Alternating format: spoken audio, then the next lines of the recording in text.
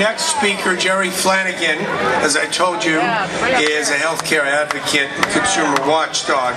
He recently led an effort to expose the illegal practice of health insurers retroactively canceling coverage. Jerry. Thank you very much.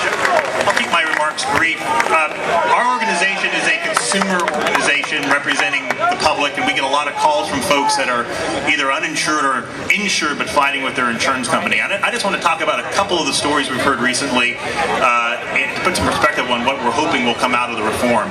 Just today I got a call from a gentleman from Billings, Montana, who can't get coverage because he had a back herniated disc 15 years ago. And he left his large employer because he wanted to go start his own business. What he didn't know was that when he left his business and he wanted to buy health insurance on his own, in the individual market, insurance companies underwrite you. And it's an innocuous sounding word, but underwriting basically means any health condition you've had ever in your past can be used as a condition for you not getting coverage in the future. And so this gentleman went from having a great plan with his employer. He wanted to help the economy by starting a new business, but once he went to start the business, he found he couldn't get coverage. And so he had to close up shop and go back to the old employer. That's bad for all of us.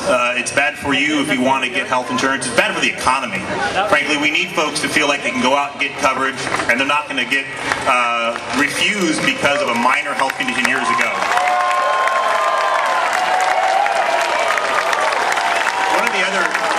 One of the other issues that I've been doing this work for only 15 years, and that's not a lot of time, but I've seen a lot of abuses from the insurance industry, but there's none more just jaw-dropping in its audacity than health insurance rescissions.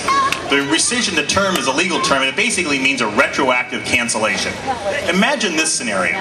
You're one of the lucky folks that have insurance. You bought it, you paid for it, and you get sick, unfortunately. Good news is the doctor has a cure. He says you need a surgery. The doctor calls up the insurance company, and the insurance company says, yes, go ahead and give that great surgery. The surgery is conducted. It's very expensive. The bill is sent from the doctor or the hospital to the insurance company. It's only at that point that the insurance company pulls your application out of its file and looks at it for the first time.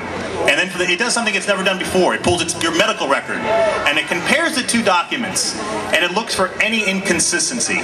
For instance, if you fail to report a high blood pressure reading that your doctor never told you about, but appeared in your medical file, you didn't know about it. But if you fail to write it on your application, that's ground for a cancellation.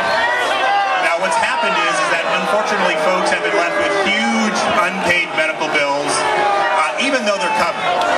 And in California, once you've been rescinded, you can't get coverage again because you've been really sick, and therefore the new insurance company doesn't want to take you. And you can't even get onto the public programs because the public programs ask if you've been rescinded, and they say no, you can't have coverage. These people are innocent. And this is a great example of what the insurance industry is willing to do to make a few bucks.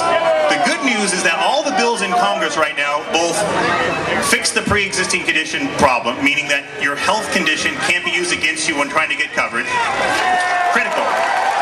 You know, there are 50 million Americans that don't have coverage. Usually we hear that they don't have coverage because they don't want to pay for it, or because they just don't want it. But a large amount of those folks just can't buy it at any price because they've had a minor health condition. Secondly, the bill, because it says health conditions not going to be used against you when you apply for coverage, you also won't be retroactively canceled when you get sick. And that's critically important. Another issue is premium increases. We have an incredibly consolidated health insurance industry. Nationally, in California, for instance, 5 large insurance carriers control 95% of the market. We've all heard about OPEC controlling our oil supply and the large gas prices. Well, you think OPEC's in control, or you should look at the insurance industry's control over health insurance. And that is why we need the public option. Because nothing frightens the health insurance industry more than the ability for people to opt out. Should you not want it, you can stay in your plan. But the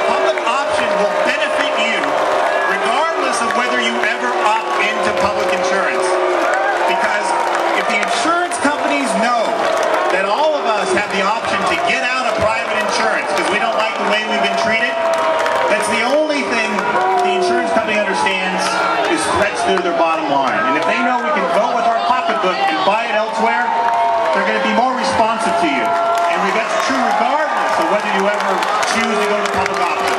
And we've heard a lot of talk about the public option being the single payer for the Trojan horse for single payer. There's nothing to fear from the public option. The public option is an option to you. And should you not want to exercise it, you don't have to. But there's been a lot of misinformation pushed by the insurance industry, and I beg you not to listen, but to look for yourself in the bill. If you want to keep your health care, you can. If you don't lock your insurance, you can opt out. One more point, and I'm going to move on. We have there's been talk about this bill being a universal health care bill. The fact is that we have a universal health care system in the United States. The law is that if you don't have coverage, when you get so sick that you are dying, essentially, you can get coverage in the emergency room.